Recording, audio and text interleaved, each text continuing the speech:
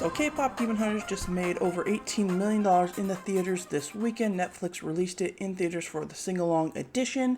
I went with my family to see it in theaters. It was almost packed. Lots of families there. Everybody's cheering, having a great time singing along. But why are people going to the movie theater to see a movie that they can watch at home and probably have seen like multiple times? So let's talk about why people love K-Pop Demon Hunters and what lessons other studios can learn from their success. But before we get started, be sure to hit the thumbs up button on the video. If you like the video, be sure to subscribe to the channel. And if you want to help support the channel for more content, be sure to click the link in the descriptions below. Alright, thank you. So, Netflix decided to put K-Pop Demon Hunters in theaters because it was so successful on their platform, and a lot of people wondered, well, why didn't they just put it in theaters to begin with, right? Well, there's a couple reasons for that. So first reason is Netflix doesn't really do that. They don't really put movies in theaters unless they think there's maybe an Oscar buzz, and this did have a premiere and a limited run, like a week or two run, just so it could qualify for the Oscars. But Netflix doesn't really do that kind of thing, so, and it probably wouldn't have done very well, because the reason that this movie did well on Netflix is the word of mouth kept building and building week by week, and so the numbers kept going up, and also social media buzz, and so people could watch it at home and watch it multiple times to help gain the popularity. Also, Netflix bought K-Pop Demon Hunters from Sony Animation. They did create and produce the film, but they sold the distribution rights to Netflix because Netflix is all in on Korean content. With the success of the show Squid Game, they have several K-dramas on there. I watched a show called The Physical 100 that was Korean. Like, they're just all in on the Korean content. And anime specifically does really well on Netflix also. So they knew that this would be a success on their streaming service because of their fan base. They just knew that anime and Korean stuff does well on Netflix, and so that's why they chose to distribute it. It fit well with their brand. But even they didn't realize how popular it would be because of the musical element, I think, and so that's why they decided to do the sing-along event in theaters. And they're absolutely right. The soundtrack is amazing. The songs have been setting all kinds of records on Spotify and built, Hot 100 or whatever. Like, it's all over the place, right? It's all over social media. Like, the music is so good for this movie. So it just made sense to do a sing-along version in theaters because that's kind of what people were asking for. So we had a great time at our theater. There was a fairly big crowd. The movie was almost sold out. There was like some people that had glow sticks, people wearing their Huntrix shirt. I wore my Huntrix shirt, or other merchandise. One lady had the Choo Choo Trains and Teddy Bears pants. So everybody was really excited, really hyped for this movie. They were singing along, dancing. It was a really awesome experience. We took the kids with us. They had a great time as well. But why are people watching the movie in theaters even though they can just watch it at home and sing along and dance? But maybe they didn't go see other movies like Elio. That didn't do so well. So let's take a look at why K-Pop Demon Hunters has been so successful this far. So it's not that people don't want to go to the movie theaters in general. It's that they don't want to spend money on movies if they don't know they're going to be good. People will go to the movies and spend money if they know what they're going to see is going to be a good movie. And, the more good movies they go to see in theaters, the more they will be willing to take a risk down the line. It's kind of what happened with the Marvel Cinematic Universe, right? They had a really good string of successful movies, and then the quality started to dip, and at first people were going back, but then once they realized the movies just weren't getting any better, they kind of stopped going altogether. Even though we had a couple of good Marvel movies this year, Thunderbolts, Fantastic Four, they're good movies. They're not great, but they're good movies. People still just weren't willing to take that risk and going back to the theaters yet. So we took our nieces with us, and they love the movie. And our one niece, she's about 9, she loves going to the movies. She's really good about going to the movies, and she had a great time. And she says that they're just better in the movie theaters. And it's from a little kid, so she knows, like, movies, they're just better. They look better, they sound better, the quality is just better on the big screen. And so people want to go to the movie theaters to go see a movie if it's a good movie, right? The other aspect is that traditional marketing is kind of just lost on the younger generations, and that's where K-pop Demon Hunters really blew up. Like the viral social media marketing really helped. Everybody posting the songs, singing the songs, the dancing challenges, their artwork, the shipping videos. Like it just blew up all over social media. It's really helped my channel a lot. I've been doing a lot of shorts on my channel, and I'm getting a lot of great views on that. So thank you so much. I'd like to do them. They're really fun. But that's where a lot of the younger generation hears about these things, is on social media, right? Just launching a trailer and throwing it on YouTube. Well, nobody knows it's there. They have to figure it out somehow. And so by, the viral social marketing, that's where the younger generation really gets in. And then they can participate too. The participation. Oh, can you sing this? Can you dance this? Can you make artwork? Like, what can you do that can get yourself involved? Cosplayers was really big too. So I think that also really helps the popularity of this, right? Then the movie also just has a really great soundtrack. The songs are definitely a big part of its success for sure. The songs themselves are just really good songs to listen to. I listen to the soundtrack all the time, but they even kind of sort of follow the blueprint of, Disney musicals, right? The best of them in terms of how the songs are used and what they mean and how they help tell the story, right? So like, most of the best Disney movies have great songs, right? And so I do think it says something that the movies that don't have really good songs or don't have songs at all tend to be the ones that we forget the most, right? At least for Disney. And the movie just also follows a simple yet familiar story and character arcs with good messages that we think we all can relate to. Huntrix, they're just girls that just want to go to the bathhouse, sit on the couch and eat junk food, right? Like, who doesn't want to do that? Who doesn't want to just relax, right? Most of us can relate to that. We can't relate to, being demon hunters, but that's really more kind of just a metaphor, isn't it? So, very much like Buffy the Vampire Slayer, I think. So, the message is that, not to let your fear and your shame and your guilt and your past define who you are and who you can be going forward. So it's not pushing any like particular agenda. It's just letting people be people, right? And that's the message. It's a kind message about the relationships, and letting people in and not letting your fears hold you back in life, right? As the song says, the scars are a part of me, darkness and harmony, right? So, and there's also there's other messages throughout, right? Like Genu has his own story. There's also kind of a message about, fans, between the relationship between fans and their idols. Basically don't let your worship consume you, right? Like the Saja Boys, and don't let, just let people be people, right? Don't over idolize them to where they're like this immortal figure. Like, they're just people too. The movie doesn't really delve too much into that, but it kind of touches on it, specifically with the Saja Boys. And another reason K-pop Demon Hunters works is that it takes a bit of what's already familiar and mixes it with the new, right? The new being K-pop music. Huntrix, Rumi, Genu, they're all very familiar, right? It's Buffy the Vampire Slayer. It's three girls, Powerpuff Girls. It's Sailor Moon. It's whatever. It's these familiar tropes that we all know and that we all experience, with the new addition being K-pop music, right? Even Genu kind of reminds me of Angel from Buffy, right? A centuries-old demon that she falls in love with, who, he's haunted by his past, right? So it's all things that we've seen before, but has a unique twist, and also diving into Korean lore as well, I think really helped with the K-pop music. So those are just some of the reasons that I think, this really blew up as big as it did, and also the music definitely helped as well. The social media, the trends, the soundtrack, all of it, just kind of the snowball effect, right, that really made this thing very popular, and that's why Netflix decided to put it in theaters, and they made over $18 million.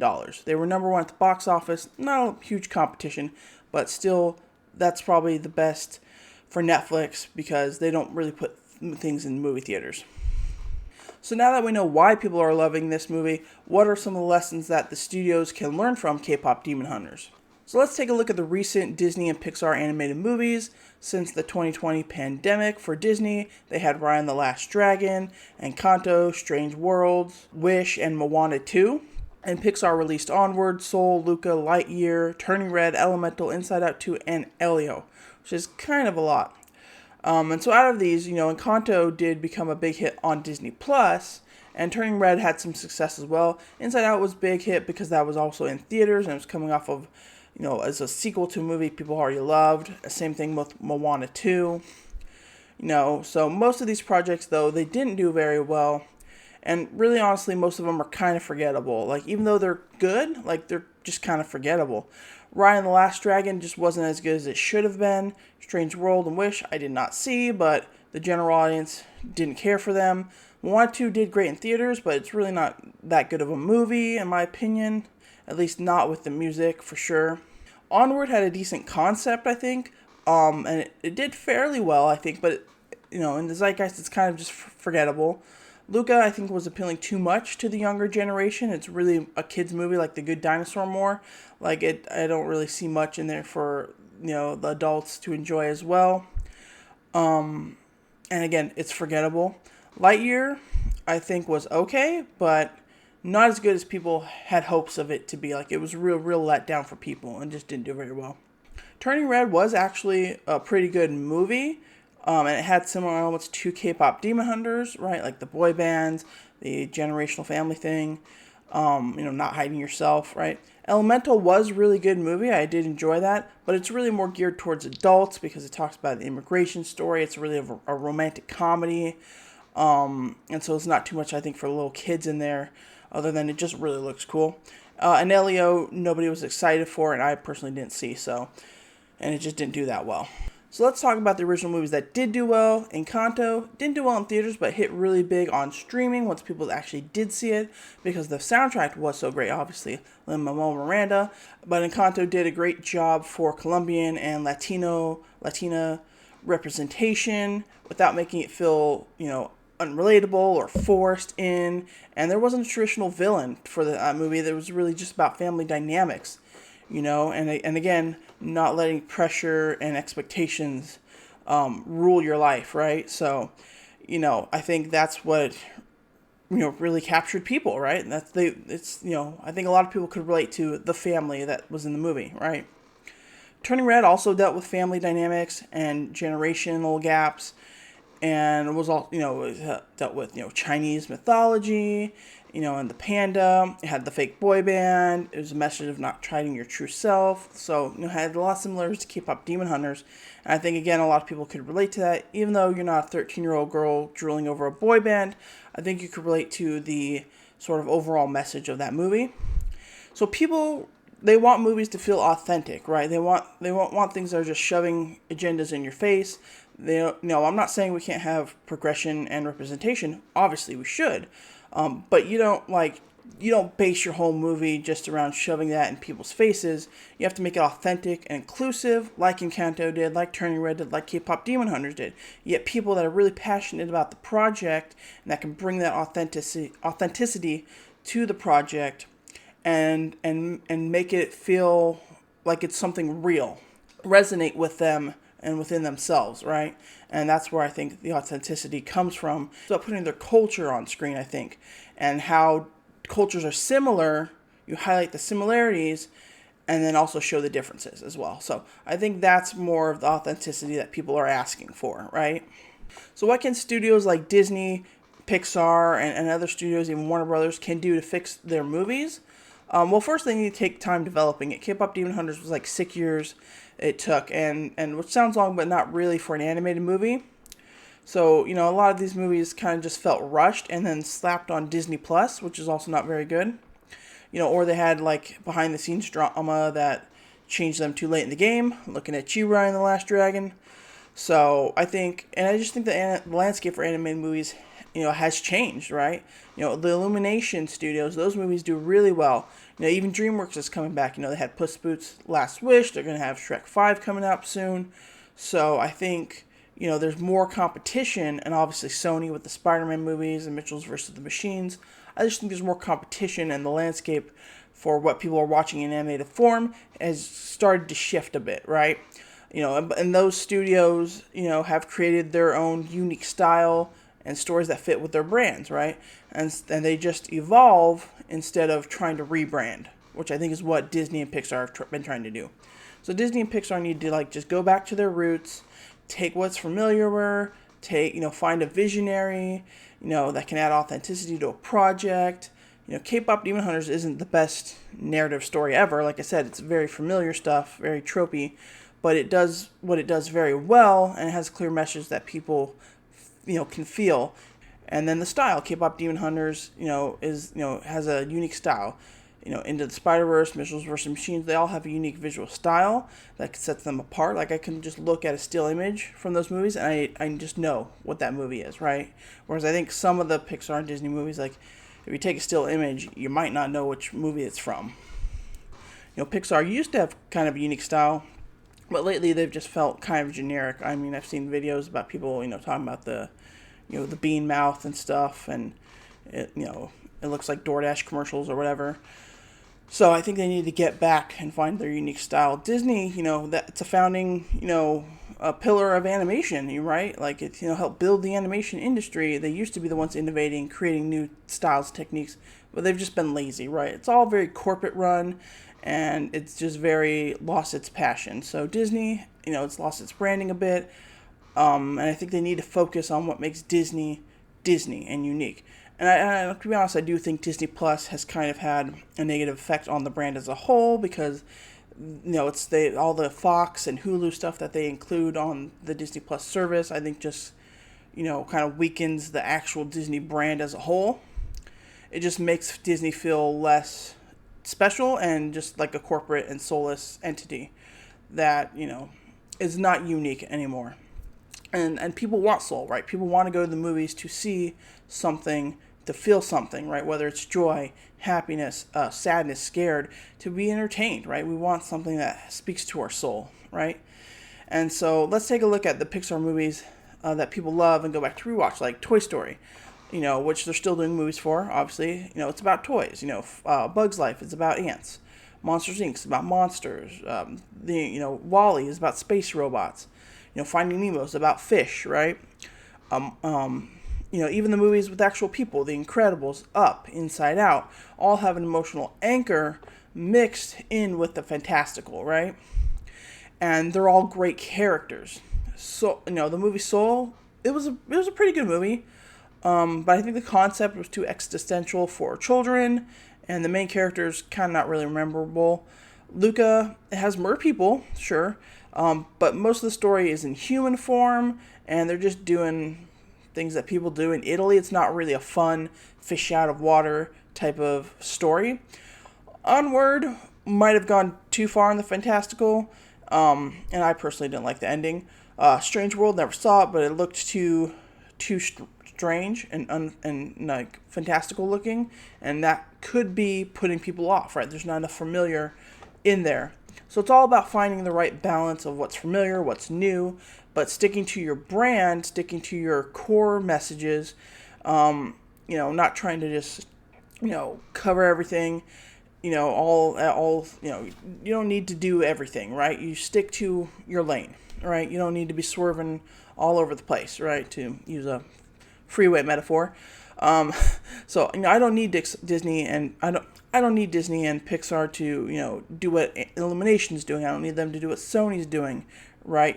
I just want them to get back to what they do, and I don't want all of these companies to blend together and look like the same, right? Like Sony Animation is now setting themselves apart with what they should be doing. Illumination is pretty much sticking in its own lane. And again, DreamWorks is coming back as well. You should be able to watch these movies and be able to tell which is Disney, which is Pixar, which is Sony, which is Illumination, which is DreamWorks, which is whatever. You should be able to tell them apart. They shouldn't all just blend together. And I think that's where Disney and Pixar have been failing. They just look too generic right now. So I'm going to say they should just focus on the brand, focus on story over message. Focus on getting people who are adding their unique takes on it, right? Messages are inherent in almost every story we tell, but you don't put the message above the story. You still need to tell a really good story first. And then, you let the story tell the message, not the other way around.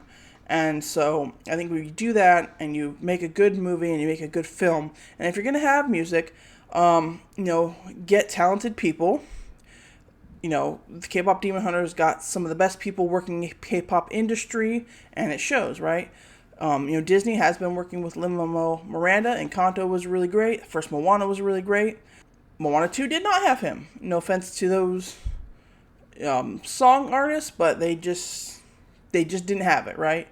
So if you're gonna have music, make sure you get really talented people that can deliver on great music as well. Yeah, so those are some of the things that I think studios need to, specifically Disney and Pixar, need to learn and take from the message from K-pop Demon Hunters and why it's been so successful, right? Because people keep saying, oh, nobody wants to see original movies, nobody wants to see original movies. Well, we do. We want original movies that are good. We don't want generic crap.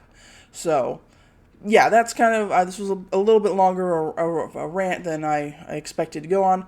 But that's kind of my thoughts on why K-pop Demon Hunters has been so successful for Netflix, what Sony Animation did right, and what Disney and other studios can learn from it. So, thank you all for watching the video. Sorry it was so long. I really appreciate it. If you've been watching my channel, I just hit 200 subscribers because of my shorts I've been doing for K-pop Demon Hunters. So check out my shorts videos. I do Reginu ships, and a couple other things. So, Saj Boys and whatnot. So, anyway, be sure to stick to the channel for more content and check the link in the description below so you can help support the channel other ways so that I can keep putting out more content. So, thank you very much. Thanks to you all for watching. Until next time, that's how it's done. Bye.